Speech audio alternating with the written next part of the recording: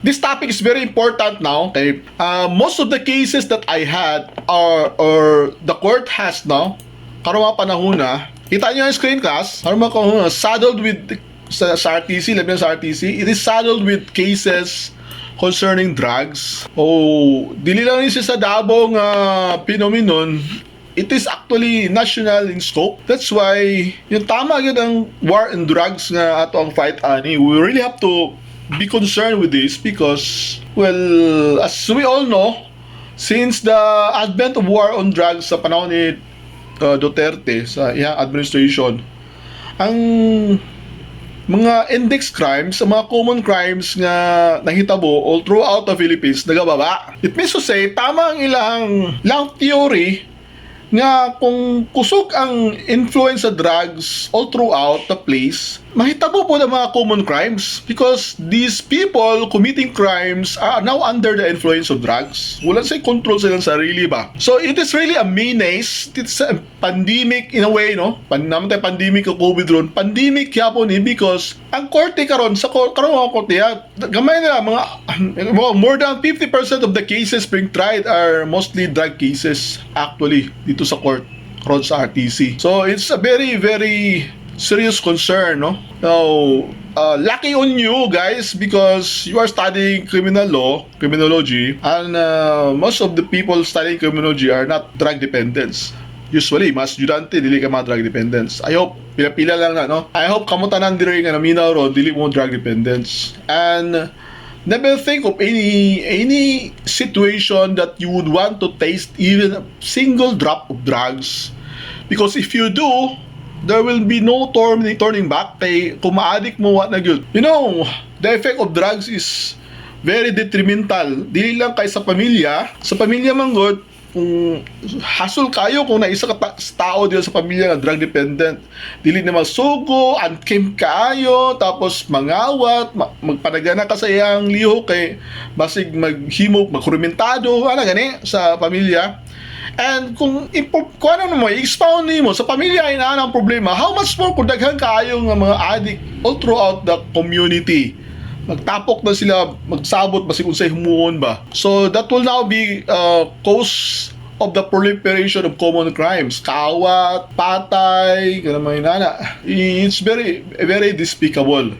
That's why it's high timely sa inyo because in the aspect of the implementation on drug war, not necessarily drug war nga madugo dyan actually. This implementation, police officers or law enforcement officers implementing drug cases or mga drug addicts or whatever, mga violations of drugs law na implement siya, they are actually on the situation where they are waging war to drug menace actually. Laing yung paminahon kung drug war kay madugo, pero it's not necessarily like that, no?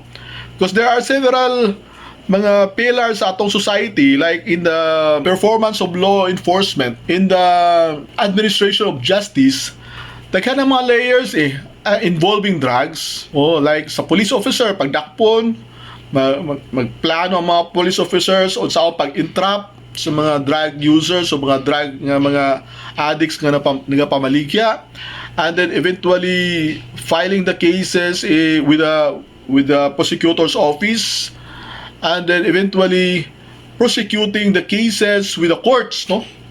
Until makuha nila ang ilahang karang case na result na ma-pin down nila itong mga pandakop nila to the point na ma-found guilty ang mga dinakpan. So, there are several layers, no, in the enforcement or administration of justice concerning drugs.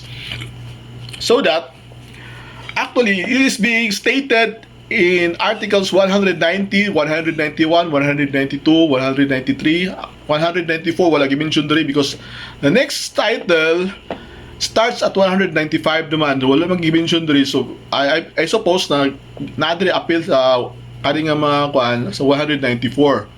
Next title, lain na po to. Anyway, these provisions of the revised Penal Codes Article 190, 191, 192, 193 and hopefully wala gi-mention 194 are already being repealed by the enactment of Republic Act number 9165 known as the Comprehensive Dangerous Drugs Act of 2002, which took effect on July 4, 2002, which repealed Republic Act number 6425 and amended Republic Act number 7659. Yun yung Comprehensive Dangerous Drugs Act of 2002. The kind of mga kaso nga na-handle na ako involving this particular drug cases, usually basta mga private practitioners, mga lawyers, we usually handle drugs cases as counsel for the accused. Mga dinakpan ba? So, they usually give much payment premium basta inani. Basta drugs gani, dako-dako bayad yun ng mga lawyer nga ma-engage, ranging from 100 to 150,000 pesos kada kaso. Well, katong nasa PAO, libre gito sila. Pero kanang mga dangko ng mga cases, they really have to pay lawyer for them to be able to be defended effectively. I had a case, if you can recall a doctor sa SPMC, recall nyo tong doktor na nadakpan sa drugs. Who can recall the news? Na news to very, very popular news at during that time, mga 2 years or 3 years ago, na isa ka doktor sa SPMC nga nadakpan sa drug. Takpan yun siya. It so happened that the said doctor is living with in the town dito sa may South Cotabato. He's living there. And it so happened, my secretary also is living there. Kababayan sila ba? And na-mention niya nga lawyer daw yung boss. So I was able to defend him. And now he's already out, able to practice again as doctor, pero wala na siya sa SPMC, na siya clinic sarili niya. So may mga complications sa itong kasuha to, grabing kaso. But then again, as we go along, na ako'y experience ato ang kaso that will be applied there is atong discussion karon. So limited applicability of revised penal code to Republic Act number 9165, no? Expressly states that notwithstanding any law, rule, or regulation to the contrary, the provisions of the revised penal code as amended shall not apply to the provisions of this act except in the case of minor offenders, where the offender is a minor. The penalty for acts punishable by life imprisonment to death provided herein shall be reclusion perpetua to death. So muna ang yang caveat, no? Limited applicability of the RPC to the Republic Act number 9165. Acts punished by the Comprehensive Dangerous Drugs Act of 2002. There are several, no? Enumerated here are the acts punishable under RA number 9165. Number 1, importation of dangerous drugs and or controlled precursors and essential chemicals. So, kasagaran mga dangerous drug ang gina-import ka ng mga shabu, di ba? Shabu, opium, heroin. Naman ang mga precursors. Ang mga precursors heroin, opium, kanang mga gina-process na mahimo na siyang kanang party drugs gani. Masa na party drugs nga popular gani karon? Party drugs nga ecstasy kana mo na mga precursors ada mga drugs na mga opium o kanang heroin. So kung import na wala makaya dere, we import na bawal yun na import meaning kuhaon gikan sa laing nasod so pasulod diri sa Pilipinas. That's importation. Another is sale, trading, administration, dispensation, delivery, distribution, and transportation of dangerous drugs and or controlled precursors and essential chemicals. Alam mo ang shabu na before na siya may shabu, lutuon pa man na mga component chemicals na ginatawag na essential chemicals hantod mahimong shabu. Yan, so make ammonium katong ipag-istorya dito, but then again wala siyang essential chemicals. Pag found out nga kanang ginabaligya ang chemical is a component of shabu, then that would also be acts dangerous, no? Punishable under Comprehensive Dangerous Drugs Act. Maintenance of dangerous drugs then. Kanang mga na ay balay nga sita ka dito ka mag-hit, dito ka masunog o chemicals para imong suyupon, dive o resort. So kanang mga nag-maintain anang balaya nga ginahimuan nila kanang drug consumption place. So tayo mo ingon. Patsisyon kana ang patsisyon mo ng balaya, ang nag-maintain anang balay, tinatawag na siya maintenance. Punishable na siya maintenance of dangerous drugs then, dive or resort. Being employees or visitors of a dangerous drugs then, dive or resort. So katong employee ka diya, ikaw nag-maintain ana, kabalo ka nga mo na ang ginabuhat anang lugar nya, di wala ka muhawa nahimo kang employee diya. So nagabisita ka dira, pwede ka mahimo ang appeal diya, no? You are being punished, you are to be punished basta madakpan ka. And that place is known to be drug den, drug dive, drug resort. Manufacture of dangerous drugs and or controlled precursors and essential chemicals. Kanang mga factory, no? Daghan pagsugod sa administrasyon ni Digong, billion nga mga chemicals, mga shabu nga na-confiscate sa mga factory. Ang mga factory nasa sa kalugar, ako kayong mga factory, murag funds. Ilang ready dito, billions ang ilang nakuha ng mga not only dito sa mga bukid, sa mga hit na lugar, ang mga factory, naabot sa mga subdivision office, subdivision ng mga villages, no? Subdivision places. Na dito, dapat sa mga balay, sa mga dato, dito, didakpan, dito makita. So, wherever it is possible nga mahimog factory, naana talan dito, no? Pwede gyud siya makahimog kanang mga illegal drugs dito, especially kung known nga kanang puyan sa mga dato nyo, come and go ang mga tao dira, tapos walay suspicion yung ganay activities na inaana ba, so di yung ka magtuo nga na drug din diya, drug manufacturing factory diya. Illegal chemical diversion of controlled precursors and essential chemicals. Na yung mga process ang mga chemist, no? Kada mga chemical engineer, chemist. I graduated chemical engineering in my pre-law course, and I know how this is being done. Halimbawa, kadang ammonium mga kadang component sa tawag ni shabu, bawal man na. Pwede din mo siya i-join og another chemical nga ma-join siya, and then dili na siya bawal. Pwede siya i-transport. Pag abot dito sa i-transportan dito, kung himuna siya boy, i-kuha na po to siya, i-dissolve na po to siya para ma-segregate na po tong chemical nga pwede ipan-join na po para sa chemical sa shabu. Anagot? So, it's actually diversion of controlled precursors and essential chemicals.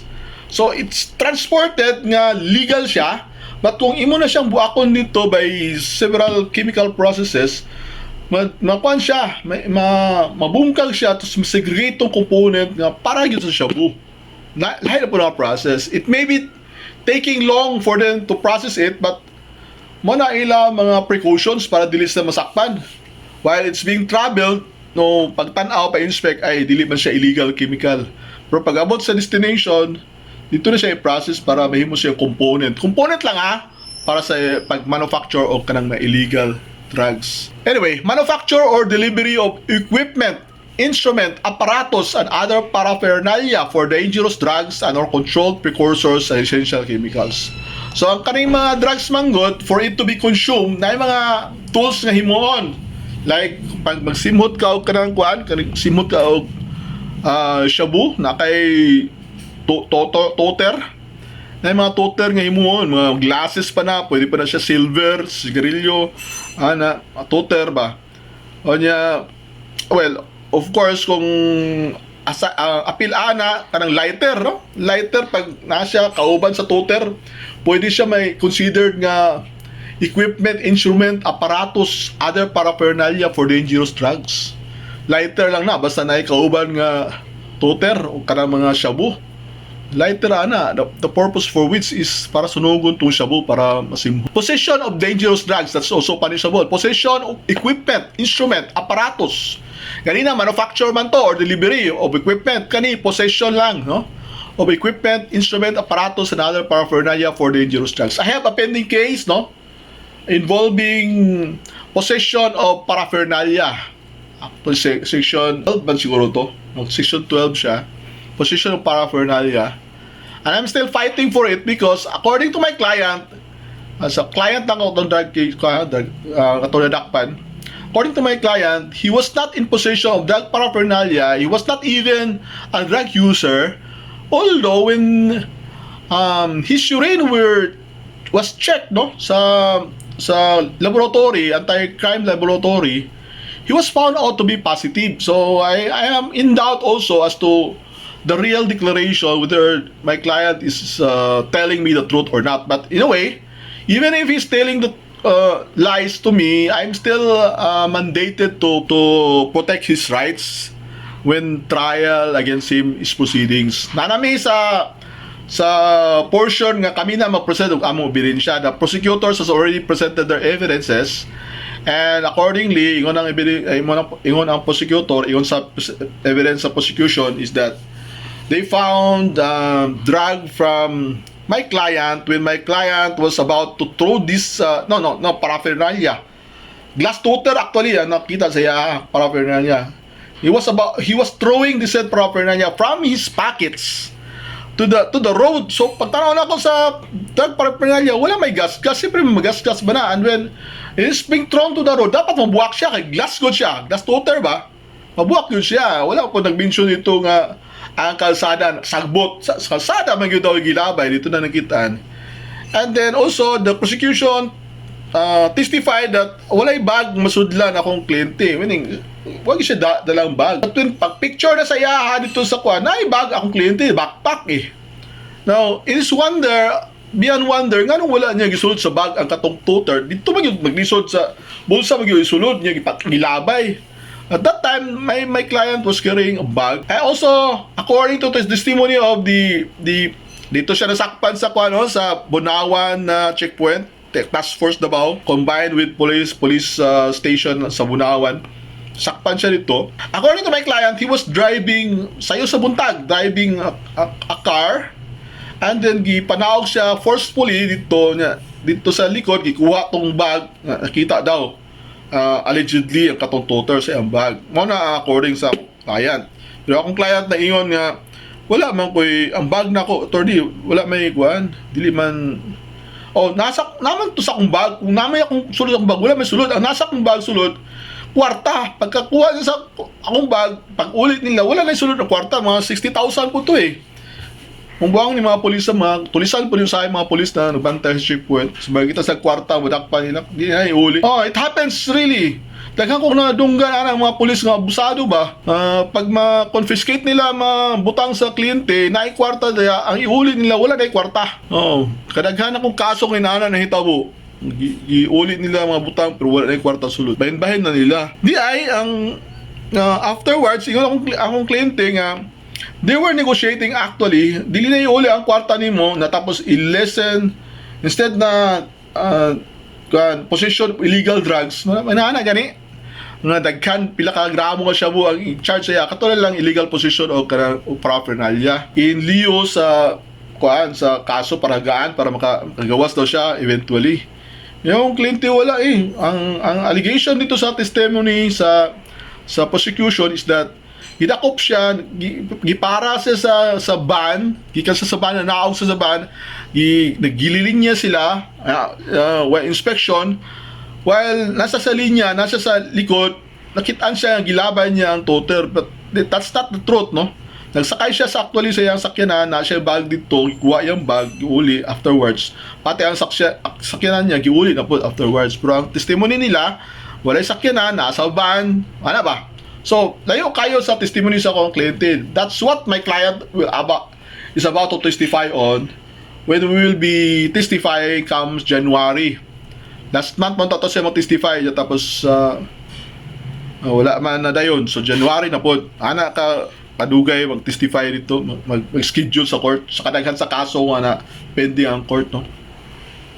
Anyway, so the point here is that mere possession of bisag dili drugs, kana lang equipment, instrument, apparatus, paraphernalia, basta kay it is being used for dangerous drugs o other paraphernalia, No, basta being used for dangerous drugs, punishable yun na siya under this particular law. Number 10, possession of dangerous drugs during parties, social gatherings, or meetings. Katong ecstasy, dangerous drugs. Possession of equipment, instrument, apparatus, and other paraphernalia for dangerous drugs during parties, social gatherings, or meetings.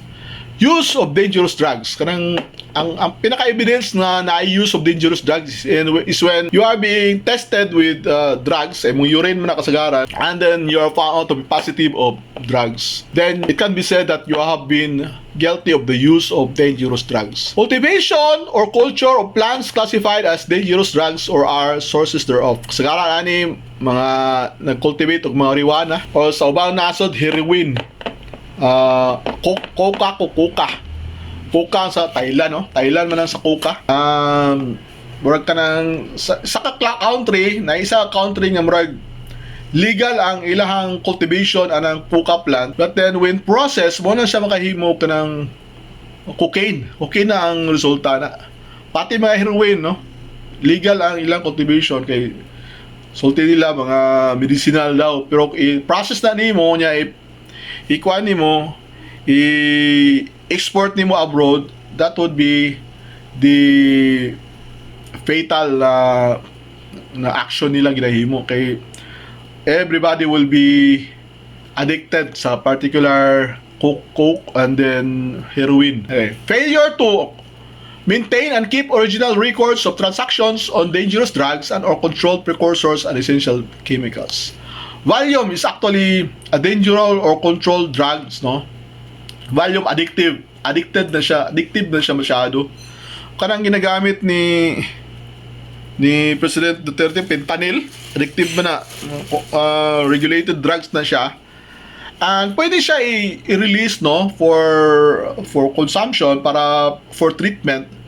But they have to maintain and keep original records of transactions on dangerous drugs and controlled precursors and essential chemicals. The moment you fail to do that, then you will be liable under this particular law, no?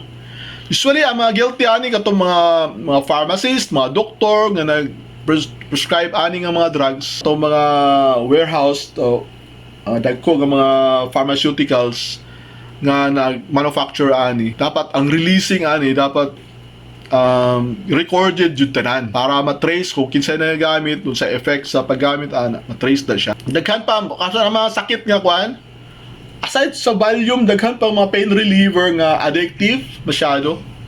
That's why it's being controlled. Controlled means that it will never be released without the prescription of the doctors.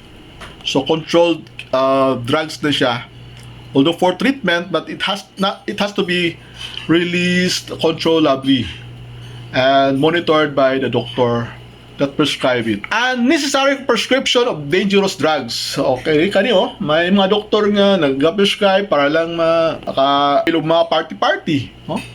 Pag trace prescribe man wala problema. Okay lang, once na essential purpose yun. But kung permanente na siya, that would now be unnecessary. Unnecessary when even if the person has no reason to have this drug administered because he has no sickness, no pain to be relieved, so giprescribe lang yapon siya, that would be unnecessary, no? Unnecessary lang yapon. Unlawful prescription of dangerous drugs. Sa man kalainan sa unnecessary o unlawful prescription. Unlawful katong mag-prescribe kang wala gi dapat kaning unnecessary prescription, pwede na ang kuan, pwede ning naisakit pero pasubrahan ni mo prescribe. Like kanilang dapat quantity, pasubrahan ni mo prescribe, that's unnecessary already, no? Ay unlawful, walay sakit, walay dapatan, prescribe lang ka. Imong ipakwan para lang ma-release. But then again, this is unlawful kaya wala may dapatan. Basta lang gipa-prescribe ni mo. Yun, so unsa mga penalty sa ning mga dangerous drugs? Penalty of life imprisonment to death and a fine ranging from 5 to 100,000 pesos to 10 million pesos imposed upon any person who, unless authorized by law, shall import or bring into Philippines any dangerous drugs, regardless of the quantity and purity involved, including any and all species of opium, poppy, or any part thereof or substances derived therefrom, even for floral, decorative, and culinary purposes. The penalty of imprisonment ranging from 12 years and 1 day to 20 years, and a fine ranging from 100,000 pesos to 500,000 pesos shall be imposed upon any person who, unless authorized by law, shall import any controlled precursor and essential chemical. The maximum penalty provided for under this section shall be imposed upon any person who, unless authorized under this act, shall import or bring into the Philippines any dangerous drugs and or controlled precursor and essential chemical through the use of a diplomatic passport, diplomatic facilities. Kasama yung mga diplomatic passport dire. Kanang mga ambassador o kanang mga staff sa ambassador na yung mga diplomatic passport na diplomatic facilities or any other means involving his or her official status intended to facilitate the unlawful entry of the same. In addition, the diplomatic passport shall be confiscated and cancelled. The maximum penalty provided for under this section shall be imposed upon any person who organizes, manages, or acts as a financier of any of the illegal activities prescribed in this section. The penalty of 12 years and 1 day to 20 years of imprisonment, and a fine ranging from 100,000 pesos to 500,000 pesos shall be imposed upon any person who acts as a protector, cuddler, of any violator of the provisions under this section. This is where the case of the Senator Laila de Lima falls, kanya being protector or cuddler sa dangerous drugs. Siya man ang nag-protect ito sa mga sale at transaction sa drugs dito sa Bilibid Prison. If you can recall, na kaso, mo niya ang iyang kaso, protector, cuddler. Kato sa Bilibid, katong before pa sa pagsugod pa lang sa administrasyon ni Duterte, sakpa na dahil. Siya dito na siya nagkuha pangwarta, si Senator de Lima, para makafile sa iyang candidacy. Anyway, sale, trading, administration, dispensation, delivery, distribution, and transportation of drugs, and or controlled precursor and essential chemicals. Penalty of life imprisonment to death, and a fine ranging from 500,000 pesos to 10 million imposed upon shall sell, trade, administer, dispense, deliver, give away to another, distribute, dispatch, in transit, or transport any dangerous drug, including any and all species of opium poppy, regardless of the quantity and purity involved, or shall act as a broker in any of such transactions. So daghang range of penalty 10 million ang pinaka-maximum, and then 12 years to life imprisonment to death pag yun ang penalty. Napad, if the sale, trading, administration, dispensation, delivery, distribution, and transportation of any dangerous drugs and or controlled precursor and essential chemical transpires within 100 meters from the school, the maximum penalty shall be imposed in every case. So ito niya gibaligya sa within the school premises, For drug pushers who use minors or mentally incapacitated individuals as runners, couriers, and messengers, or in any other capacity directly connected to the dangerous drugs and or controlled precursors and essential chemicals trade, the maximum penalty shall be imposed in every case. The victim of the offense is a minor or a mentally incapacitated individual, or should a dangerous drug and or a controlled precursor and essential chemical involved in any offense therein provided be the proximate cause of death of the victim thereof, the maximum penalty provided for under this section shall be imposed. The maximum penalty provided for under this section shall be imposed upon any person who organizes, manages, or acts as a financier of any of the illegal activities. The penalty of 12 years and 1 day to 20 years of imprisonment, and a fine ranging from 100,000 pesos to 500,000 pesos shall be imposed upon any person who acts as a protector, cuddler of any violator of the provisions under this section. The penalty of life imprisonment to death o maintainer ka sa Dean, Drive, or Resort. Anyway, employees and visitors of Dean, Drive, and Resort, tapos siya imprisonment, 12 years and 1 day to 20 years, 100,000 to 500,000 pesos. Manufacture of drugs, dangerous drugs and controlled precursor, life imprisonment to death lang yapon, imposed upon the manufacturer. 12 years and 1 day to 20 years unless authorized siya manufacture any controlled precursor and essential chemical. Dangerous drugs man ning kuan kanang main jud ang pinaka dako nga kuan. Pero kaning precursor o kaning essential chemical, lower lang ang penalty. But it's not the main drug being manufactured. The presence of any controlled precursor and essential chemical or laboratory equipment in the clandestine laboratory is a prima facie proof of manufacture of any dangerous drug. It shall be considered an aggravating circumstance if the clandestine laboratory is undertaken or established under the following circumstances. Any phase of the manufacturing process was conducted in the presence or with the help of minors. Any phase or manufacturing process was established or undertaken within 100 meters of a residential business, church, or school premises. Any clandestine laboratory was secured or protected with booby traps. Kung may mga booby traps na ay mahimo siyang aggravating circumstance, no? Any clandestine laboratory was concealed with legitimate business operations. While on the surface, guwapo, laundry business. Pero sa sulod di ay ito manufacturing, no? Sa sulod sa laundry. Any employment of a practitioner, chemical engineer, public official, or foreigner. Wala ang mga cause for aggravating circumstances. The maximum penalty provided for under this section shall be imposed upon any person who organizes, manages, or acts as a financier of any of the illegal activities prescribed in this section. Illegal chemical derivation of controlled precursors and essential chemicals. The penalty of imprisonment ranging from 12 years and 1 day to 20 years, no?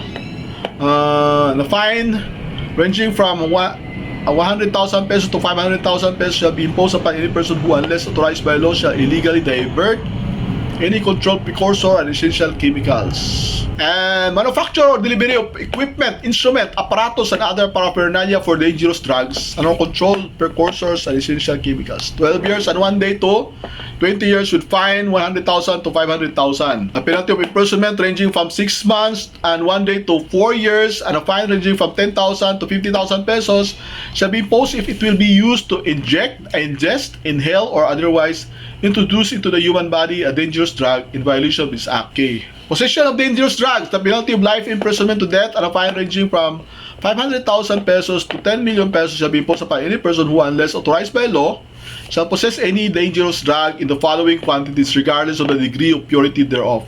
10 grams or more of opium. 10 grams or more of morphine. Morphine. Addictive ni siya, but morphine really is regulated drugs also. It can be acquired through prescription. This used to ease the pain of kanang mga na-disgrasya gani ng mga patient. Sakit kaayo kung di mo kanang morphine, dili sila makapahuway. Yan.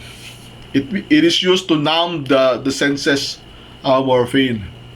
But take note, 10 grams or more of morphine, no? This is already a maximum penalty na dayon. 10 grams of more of heroin.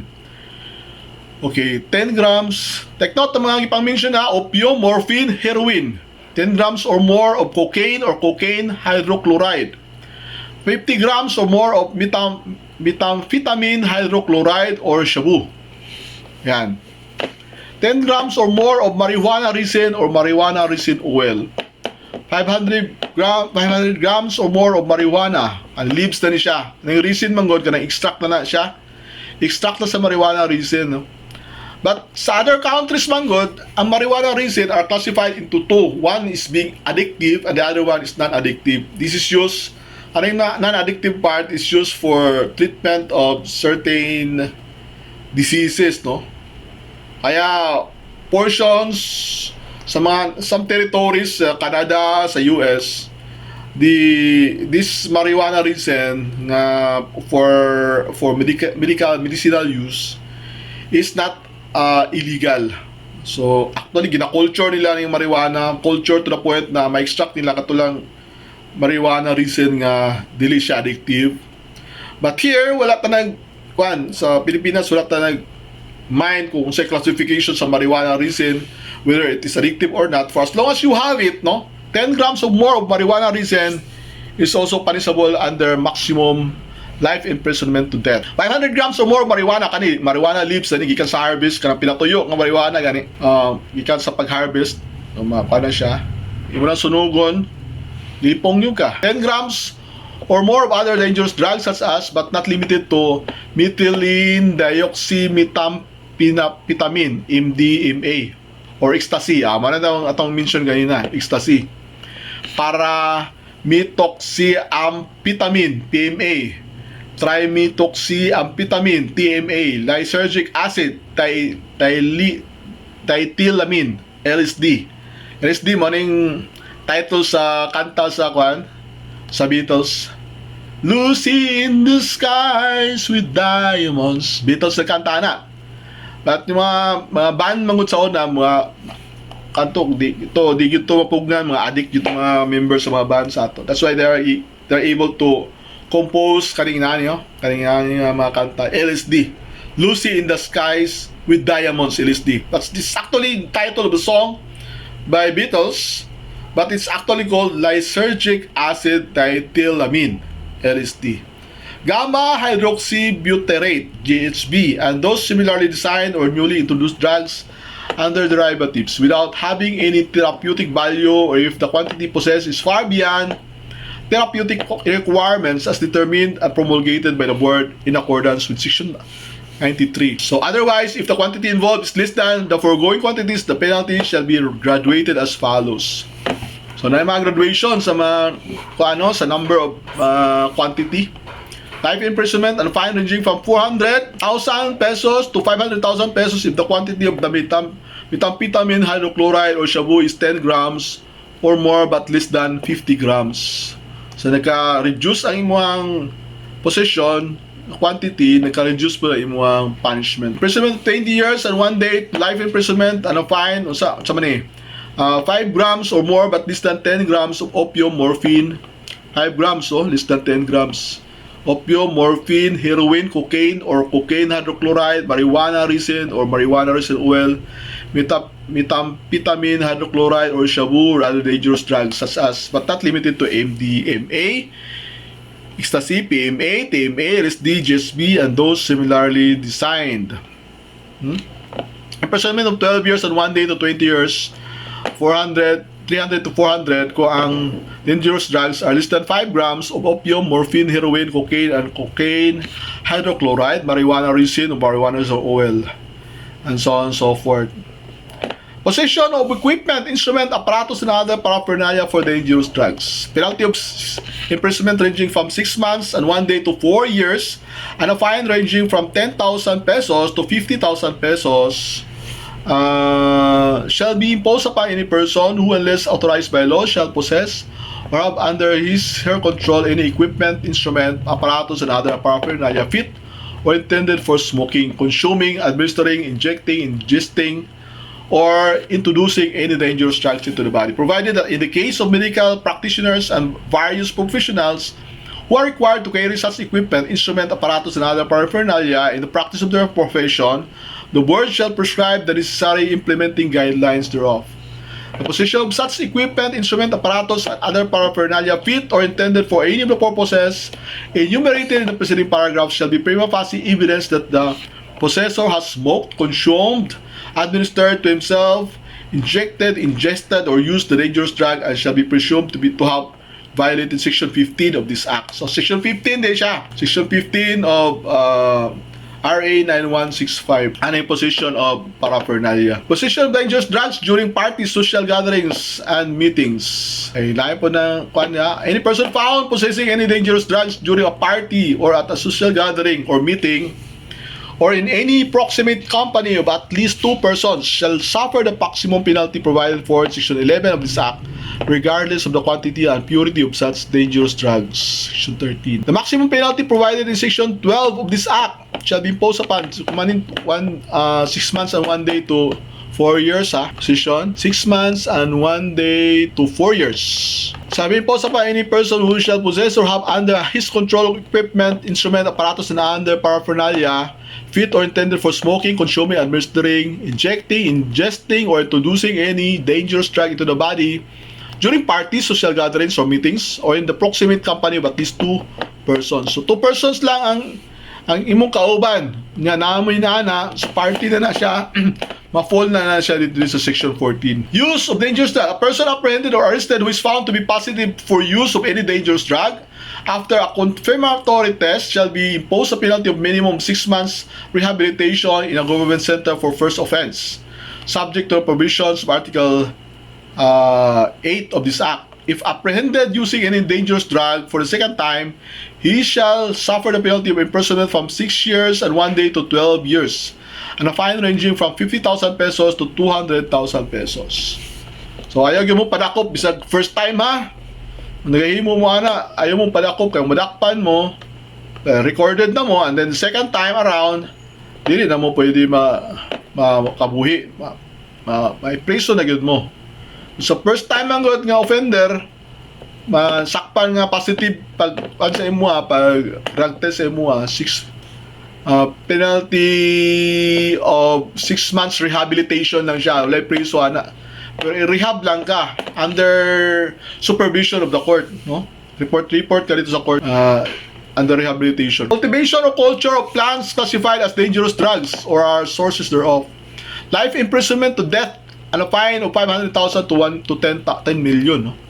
O mag-cultivate ka, mag-plant ka, mag-culture ka, marijuana, opium, papoy, or any other plant, regardless of quantity. The land or portions thereof and or greenhouses on which any of said plants are cultivated or cultured shall be confiscated and is cheated in favor of the state. Is cheated, meaning bawion sa gobyerno na. Ang gitam naman mo, bawion na sa gobyerno. Unless the owner thereof can prove lack of knowledge of such cultivation or culture despite the exercise of due diligence on his or her part. If the land involved is part of the public domain, the maximum penalty provided for under this section shall be imposed upon the offender. Maintenance and keeping of original records of transactions on dangerous drugs and uncontrolled precursors. The penalty of imprisonment ranging from 1 year and 1 day to 6 years, and a fine ranging from 10,000 to 50,000 pesos shall be imposed upon any practitioner, manufacturer, wholesaler, importer, distributor, dealer, or retailer who violates or fails to comply with the maintenance and keeping of original records of transactions on any dangerous drug and or controlled precursor and essential chemical in accordance with Section 40 of this Act. An additional penalty shall be imposed through the revocation of the license to practice his or her profession in case of a practitioner, or of the business in case of a manufacturer, seller, importer, distributor, dealer, or retailer. So kani mga inani i-keep gyud mo ang record sa drugs nga prescribe ka. Unnecessary prescription of dangerous drugs. The penalty of prison. The penalty of imprisonment ranging from 12 years and 1 day to 20 years. And fine of 100,000 to 500,000 pesos. The additional penalty of revocation of his or her license to practice shall be imposed upon the practitioner who shall prescribe any dangerous drug to any person whose physical or physiological condition does not require the use or in the dosage prescribed therein. Sobrahan ba? Sobrahan niya dosage. Kanilangan dosage, sobrahan niya as determined by the board, no? In consultation with the recognized competent experts who are authorized representatives of professional organizations or practitioners, particularly those who are involved in the care of persons with severe pain. Pain yun ang ina-address unlawful prescription of dangerous drugs. The penalty of life imprisonment to death and a fine ranging from 500,000 pesos to 10 million shall be imposed upon any person who, unless authorized by law, shall make or issue a prescription or any other writing purporting to be a prescription for any dangerous drugs. So, prescribe siya ng walay reason at all, no? So let's go to the definition of terms. Administer any act of introducing any dangerous drug into the body of any person with or without his or her knowledge by injection, inhalation, ingestion, or other means, or committing any act of indispensable assistance to a person in administering a dangerous drug to himself unless administered by a duly licensed practitioner for purposes of medication. Chemical diversion, the sale, distribution, supply, or transport of legitimately imported in transit, manufacture, or procured controlled precursors and essential chemicals in diluted mixtures or in concentrated form to any person or entity engaged in the manufacture of any dangerous drug, and shall include packaging, repackaging, labeling, relabeling, or concealment of such transaction through fraud, destruction of documents, fraudulent use of permits, diversion, no? Misdeclaration, use of front companies, or mail fraud. So, clandestine laboratory, any facility used for illegal manufacture of any dangerous drugs and or controlled precursor and essential chemical. Controlled precursor and essential chemicals include those listed in Table 1 and 2 of 1988 UN Convention Against Illicit Traffic in Narcotic Drugs and Psychotropic Substances. Excuse me. Cultivate or culture, any act of knowingly planting, growing, raising, or permitting the planting, growing, or raising of any plant which is the source of a dangerous drug. Dangerous drugs include those listed in the schedule annexed in the 1961 Single Convention on Narcotic Drugs as amended by the 1972 Protocol and the schedules annexed to the 1971 Single Convention on Psychotropic Substances. Technical na siya kayo, no? So, we don't have to delve on this. But if you want your research on this, just use the index kaning mga wordings there yung Table 1 of the 1988 UN Convention, Protocol, Single Convention, Narcotic Drugs. You can search it in the internet and be familiar with these dangerous drugs o kanang controlled precursors and essential chemicals. Deliver! Any act of knowingly passing a dangerous drug to another, personally or otherwise, by any means, with or without consideration. Then dive or resort, a place where any dangerous drug and or controlled precursor and essential chemical is administered, delivered, stored for illegal purposes, distributed, sold, or used in any form. Dispense, any act of giving away, selling, or distributing medicine or any dangerous drug with or without the use of prescription. Employee of den, dive, or resort. Employee of den, dive, or resort. The caretaker, helper, watchman, lookout, and other persons working in the den, dive, or resort employed by the maintainer, owner, or operator where any dangerous drug and or controlled precursor and essential chemical is administered, delivered, distributed, sold, or used with or without compensation in connection with the operations thereof. Financier, any person who pays for, raises, or supplies money for, or underwrites any of the illegal activities prescribed under this act. Illegal trafficking, the illegal cultivation, culture, delivery, administration, dispensation, manufacture, sale, trading, transportation, distribution, importation, exportation, and possession of any dangerous drug and or controlled precursor and essential chemical. Manufacture, the production, preparation, compounding, or processing of any dangerous drug and or controlled precursor and essential chemical, either directly or indirectly or by extraction from substances of natural origin or independently by means of chemical synthesis or by a combination of extraction and chemical synthesis, and shall include any packaging or repackaging of such substances, design or configuration of its form, or labeling or relabeling of its container, except that such terms do not include the preparation, compounding, packaging, or labeling of a drug or other substance by a duly authorized practitioners and incident to his here administration or dispensation of such drug or substance in the course of his professional practice, including research, teaching, and chemical analysis, dangerous drugs or such substances that are not intended for sale or for any other purpose.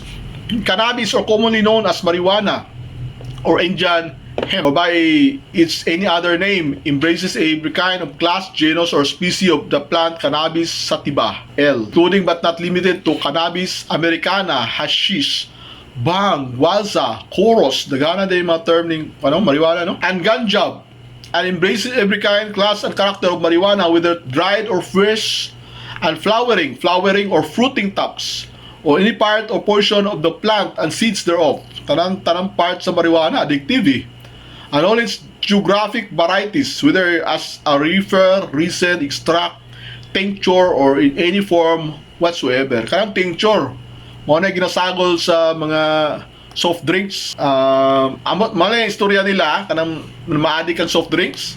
Ang tincture sa marijuana, mo doon ang ginasagol nila. Tincture. So that pagbalik-balik yung inom anang Coke, kanang mga Pepsi, ma-addict ka na, muna na siya. Methylene dioxymethamphetamine, MDMA, or commonly known as ecstasy, by its any other name, refer to the drug having such chemical composition, including any of its isomers or derivatives in any form. Methamphetamine hydrochloride, or commonly known as shabu, or meth, or by its any other name. Refer to the drug having such chemical composition including any of its isomers or derivatives in any form. Opium refers to the coagulated juice of opium poppy, Papaver somniferum L, and embraces every kind, class, and character of opium, whether crude or prepared, the ashes or refuse of the same, narcotic preparations thereof or therefrom, morphine or any alkaloid of opium. Ang morphine ay derived din sa opium, no? Preparation in which opium, morphine, or any alkaloid of opium enters as an ingredient, opium poppy straw, and leaves of or wrappings of opium leaves, whether prepared for use or not. Opium poppy refers to any part of the plant of the species Papaver somniferum L, Papaver citigerum DC, Papaver orientali, Papaver bracteatum, and Papaver roeas, which includes the seeds, straws, branches, leaves of any part or any part thereof, or substances derived therefrom, even for floral, decorative, and culinary purposes. Pwede din siya sa culinary purpose, no? Kanang pagkaon, yala ka, adik man ko, ilami man kayo, ilami pa balik-balik, butangan na yung opium poppy day. Okay, this is very important, planting of evidence. This is particular true sa mga ginabuhat karon sa uban ng mga law enforcers nato, no? They plant evidence so that para ma-pin down nila akusado. Bisag wala ko'y posisyon kuan da opium or drugs, ilang butangan. Anong ginabuhat sa mga tawag sila, mga ninja cops, no? Tangan nila kuan. Hey, parang operation sa ninja cops, it encompasses several acts na, including planting of evidences ay gusto nilang ipin down na tao. The willful act by any person of maliciously and surreptitiously inserting, placing, adding, or attacking directly or indirectly through any covert or covert act, whatever quantity of any dangerous drugs, and or controlled precursor, an essential chemical in the person, house, effects, or in the immediate vicinity of an innocent individual for the purpose of implicating, incriminating, or imputing the commission of any violation of this act. Para lang ma-priso, no? Practitioner. Any person who is a licensed physician, dentist, chemist, medical technologist, nurse, midwife, veterinarian, or pharmacist in the Philippines. Ano yung ginamention sa practitioner? When we talk about drugs, no, dangerous drugs, the practitioners are the licensed physicians, dentists, chemists, medical technologist, nurse, midwife, veterinarian, or pharmacist.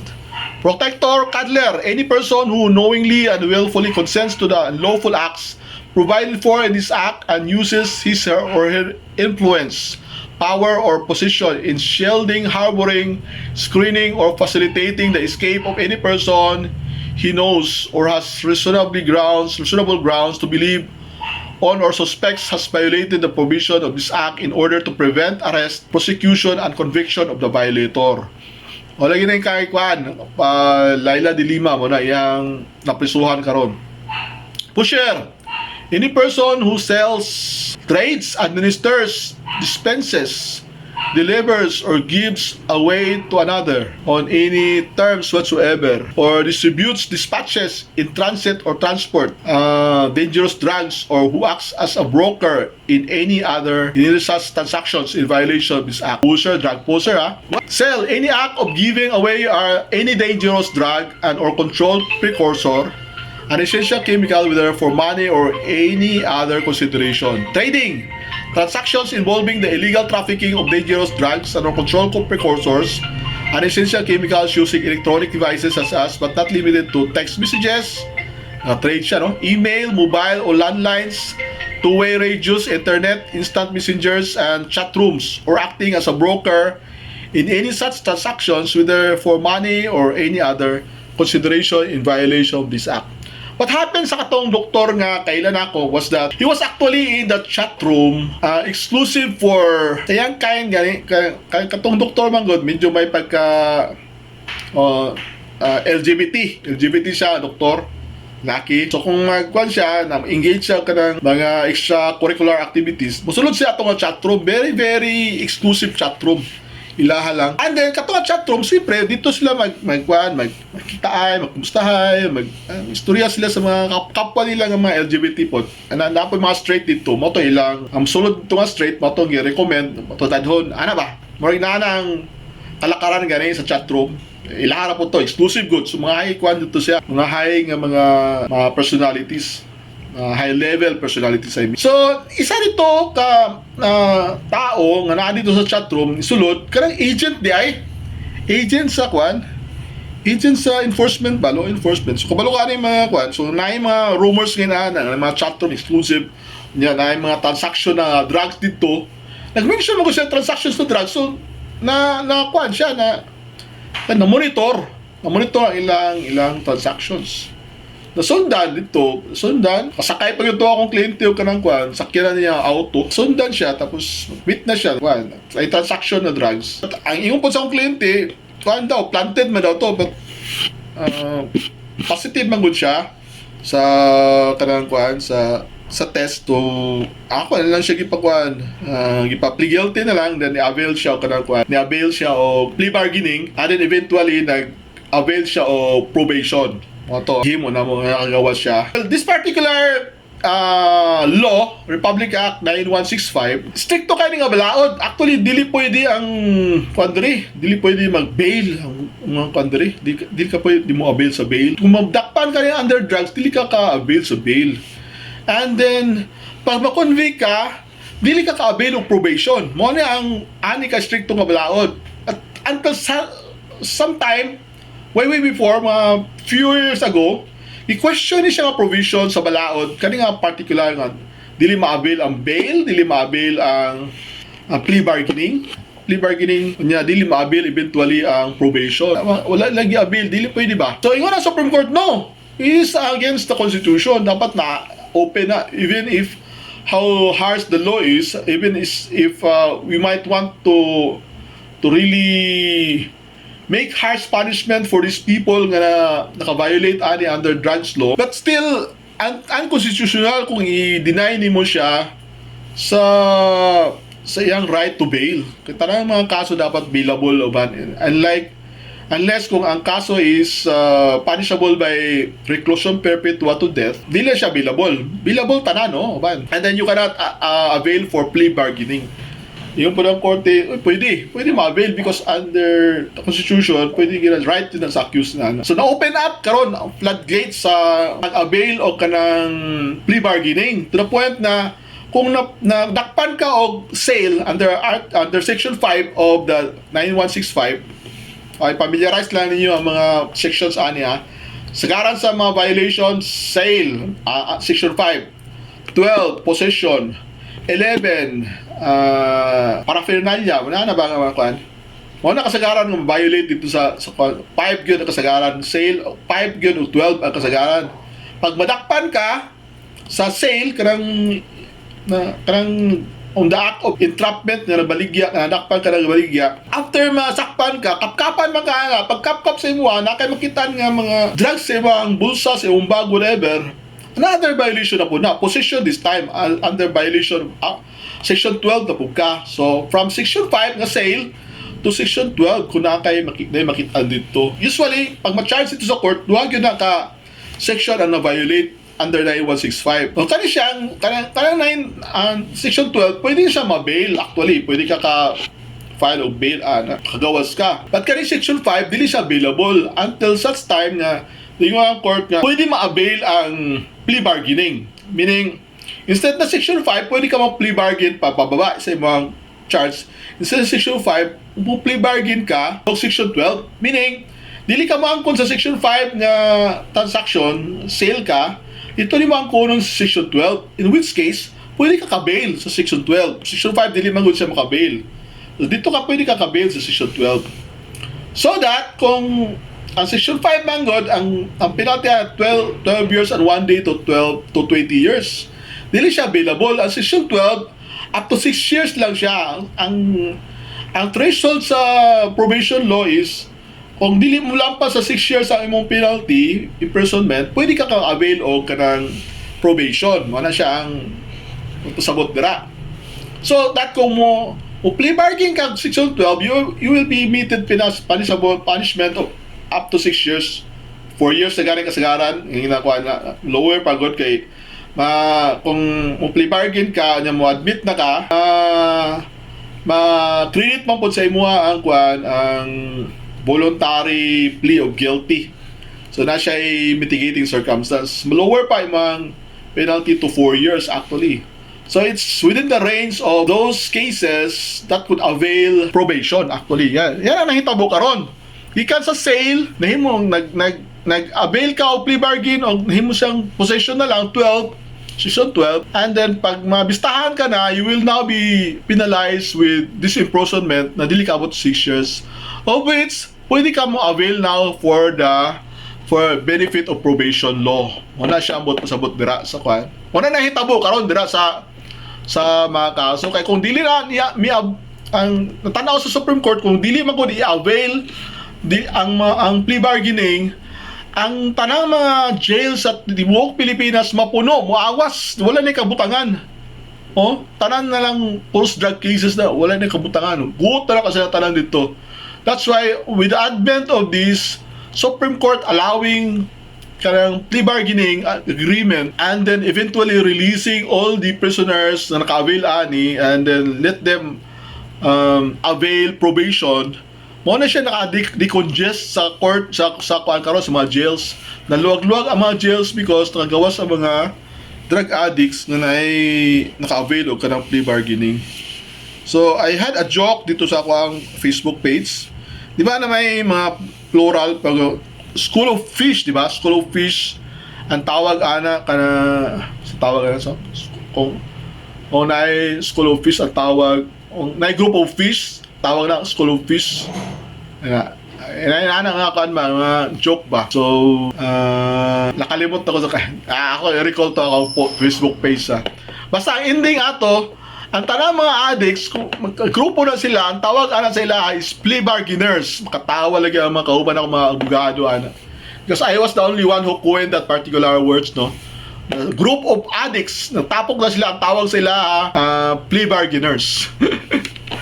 Tara naman, plea bargain naman, avail nila tanang gawas tanan.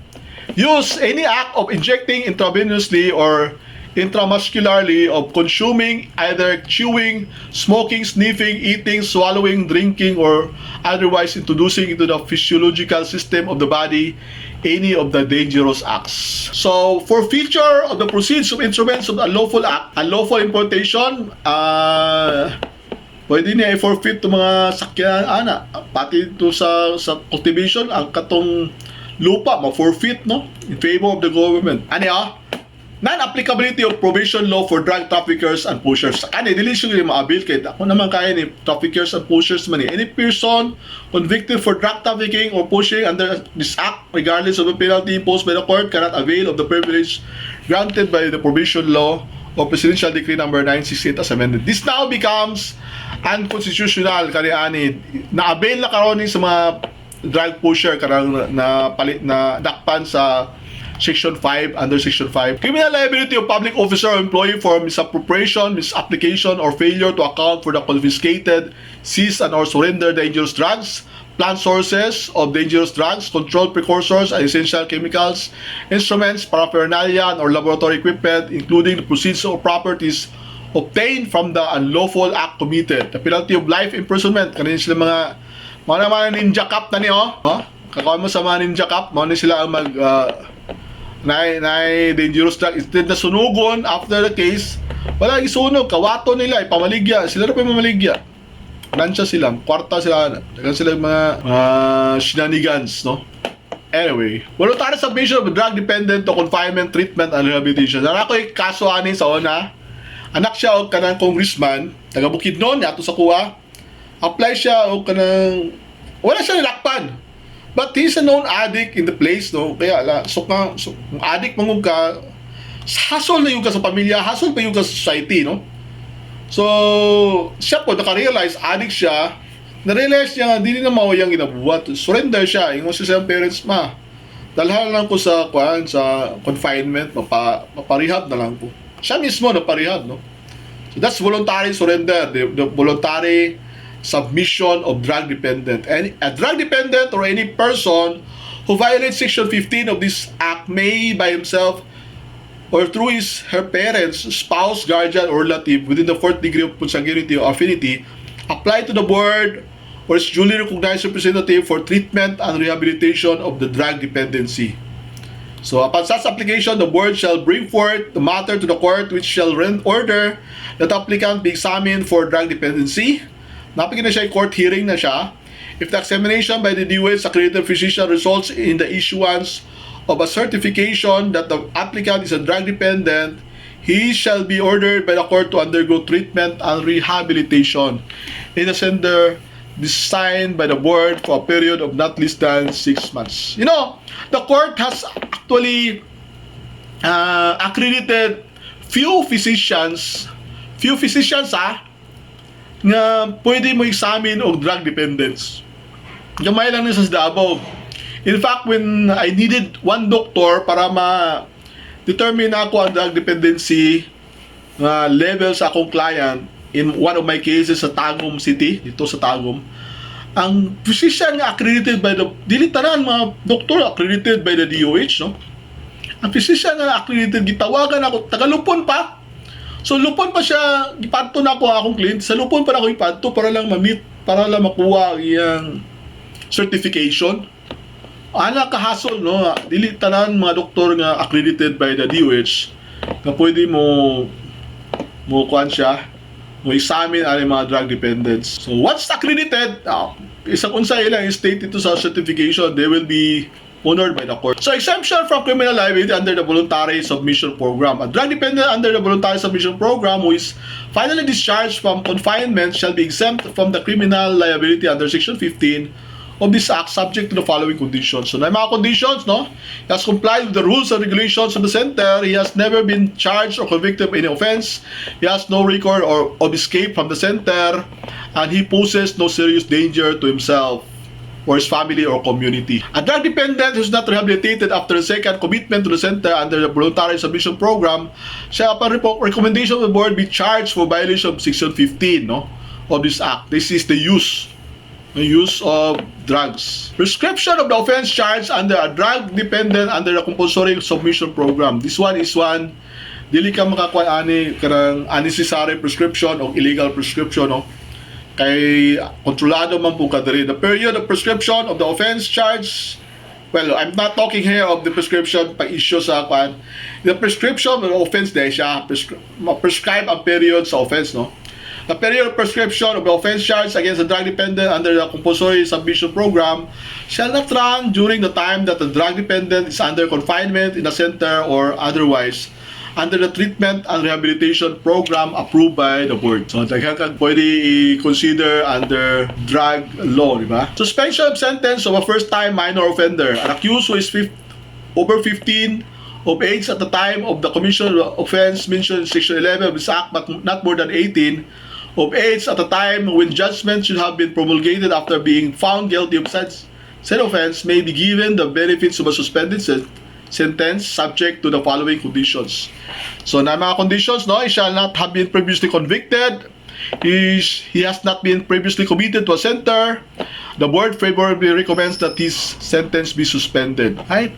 Liability of parent, spouse, or guardian who refuses to cooperate with the board or any concerned agency. Any parent, spouse, or guardian who without valid reason refuses to cooperate with the board or any concerned agency in the treatment and rehabilitation of a drug dependent who is a minor or in any manner prevents or delays the aftercare, follow-up, or other programs for the welfare of the accused drug dependent, whether under voluntary submission program or compulsory submission program, may be cited for contempt by the court. So kung dili nimo tabangan unsa tong dapat tabangan ng mga anak nimo, pwede ka i-cite for contempt. Pero kanit bihira kay ni siya.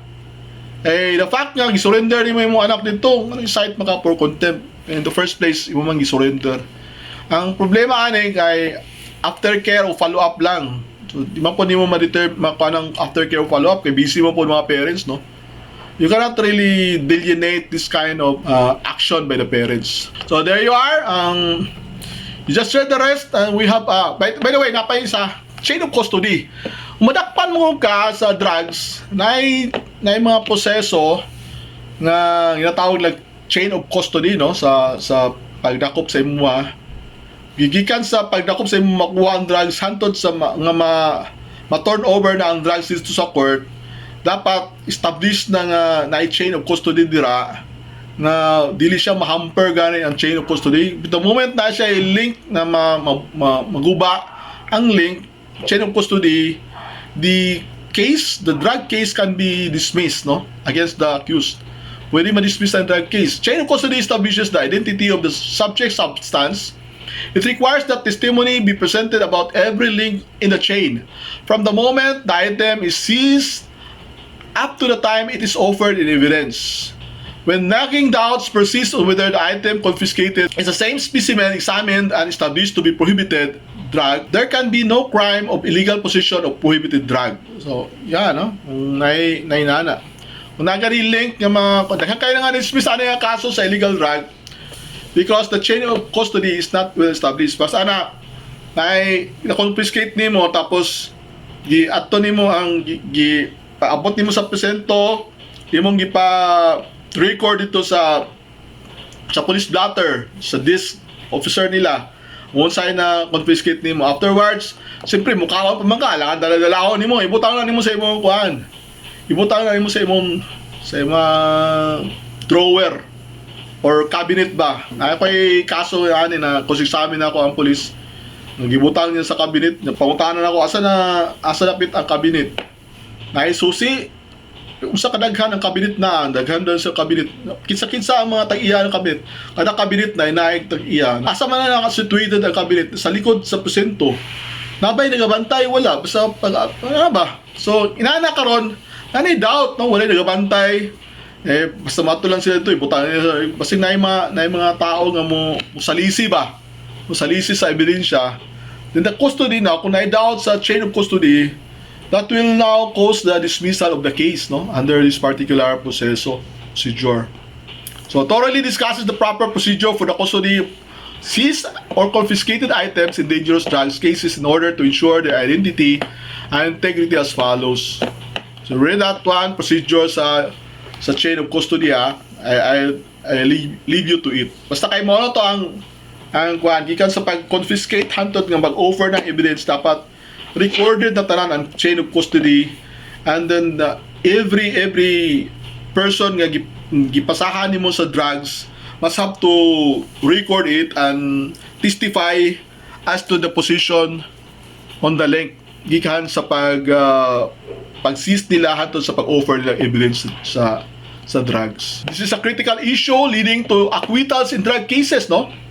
Nevertheless held that non-compliance with the prescribed procedures does not necessarily result in conclusion that the identity of the seized drugs has been compromised so that an acquittal should follow. But kasagaran, ma-acquit nyo ang mga kaani basta dili ma-establish a chain of custody clearly, no? May mga requirements. In the present case, the record should not show that the procedural requirements of Section 21 with respect to the custody and disposition of the confiscated drugs were followed. Section 21 ang naghatag sa proseso ani sa Republic Act 9165. At mga penalties for marijuana, if the quantity of the drug weighs 750 grams or more, reclusion perpetua from 500 grams to 749, reclusion temporal from 250 grams to 499, prison mayor, and 250 grams prison correctional. Alam, na isang tao nga namatay, wala pa yung death penalty ato panahon na sakpan ako na confiscate sa drug, naaptan pa na ako namatay. Isa lang po katao nga namatay, legally execute yun siya because of drug trafficking.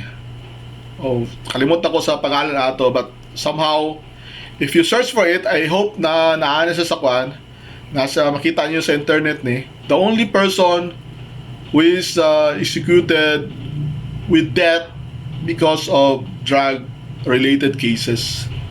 Sa panahon ni Marcos, manyata to. No, panahon na. Hapta na tigulan na gire ko, no? Marcos pa. A person who visited another who was smoking opium is not liable if the place is not a drug den, dive, or resort. So take note of this, particularly drug den, dive, or resort. Kung dito ka masakpan nga nabisita ka, known den o dive or resort naman ko ni siya, so pasabot, a presumption is appeal kayo ito sa mga users sa drug den, dive, or resort. But kung masakpan ka, nagbisita lang kang lain, pero house lang, residential house, dili siya known din, drive, or resort, you will not be liable, no? As a visitor. Yan. Harsher penalty, yan, in short, for drug trafficking. Moreover, Court of Appeals correctly pointed out that, basig gimension dire ang katong namatay. Harsher punishment for those persons convicted of drug trafficking or pushing by extending a sympathetic and magnanimous hand to Section 70 of the Drug Dependence who are found guilty of violation of Section 11 and 15 of this Act.